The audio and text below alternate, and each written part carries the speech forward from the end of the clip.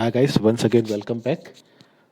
Actually, we took a short break here, and in this video, this is the continuation of the video number 7. That was the topic about organizational compliance. Okay, I already told you the meaning of the word compliance. Okay, which means what is the mean? You know that? Come on. If you remember, the compliance is what? Compliance is the practice of obeying rules, requests made by people in an authority. Okay, these are rules made by people or authority, and which we follow it. That is called compliance. Organizational compliance means, in simple, easy language, every organization has certain rules and regulation which every employee is supposed to follow. That. Okay, now we are moving ahead in this topic. Okay, and now we are talking about organizational compliance theory. Okay, so let's see what is this compliance theory. So compliance is the prime component of the relationship between the people in power and the ones on whom it is exercised. The compliance of employees can be attained with power. Okay, if you want to control, okay, the people, you can control them with your power. This is the okay. However, the level of involvement asserts the employees' attitude towards that power. The different kind of people power as well as involvement could result in different kind of compliance. Okay, depending on the organizational cultural and its members. Okay, the different pattern of compliance have a significant role in the organization. Okay, so now before we go ahead, guys, I would like to tell you that you need to pay the more attention over here because this particular compliance theory, this part, okay, this is very important. They may ask any question from this. Okay, so I am calling it as a very important. So please, okay, go through this part very carefully. We have Etzioni in 1965. Okay, so what the Etzioni has said about this compliance theory, uh, Etzioni said, Etzioni developed an innovative approach to the structure of organization. Okay, that he calls, okay, what he calls that he calls compliance theory. He classifies organizations by the type of power they use. Okay, how he classifies?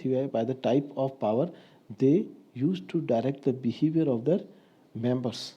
They means we are talking about what is they here? The organization. The what kind of power they use to change the behavior of their members and the type of involvement of the participation type of involvement of the participation.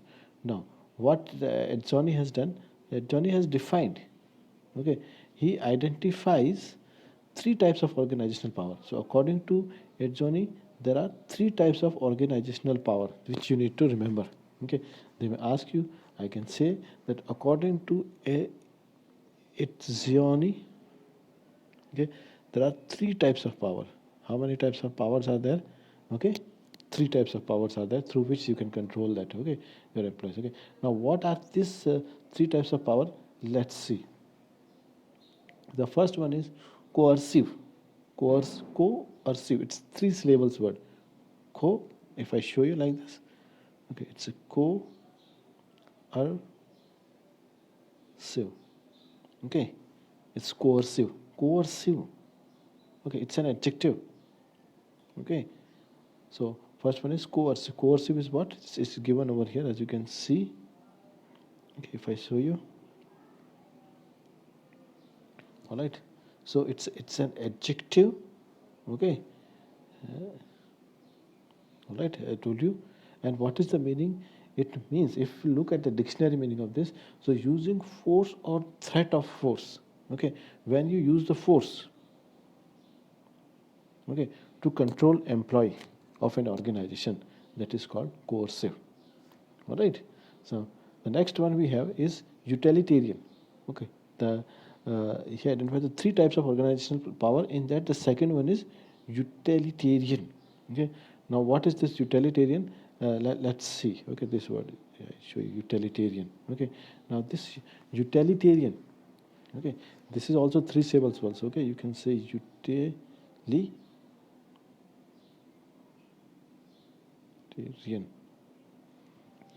Okay, and what is this utilitarian is actually? Okay, this one, what is the meaning of this word utilitarian? Okay, it means, okay, utilitarian is, it is also an adjective. Okay, I tell you, this is also an adjective, and it means designed to be useful and practical rather than attractive. Okay, so means utilitarian means it comes out from the word utility. Okay, so how much useful an employee is rather than only being attractive. Okay, because just take an example of in a school, if a lady teacher, a female teacher is, this is only doing the denting and painting and coming to the school, but the knowledge level is zero, so that will not work, right? That is kind of misfit according to the organization. Okay, the level of knowledge is also must over there. Okay, so if I give you the exact meaning of this word utilitarian here, so it is designed to be useful. It means,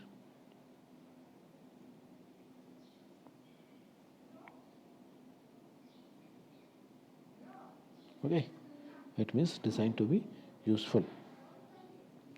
Okay, so and the third type which he says, okay, is normative. Okay, now what is this normative? This is also adjective. Okay, and normative is a describing or setting the standard or rules of behavior. Okay, normative means setting rules of behavior.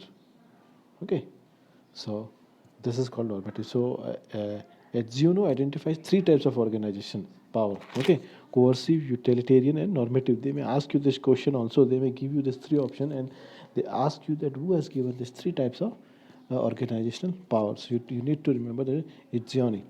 Okay, and relate these three types of involvement. Okay, and that is alienative. Okay, and alienative, calculative, and moral. Okay, all right, guys.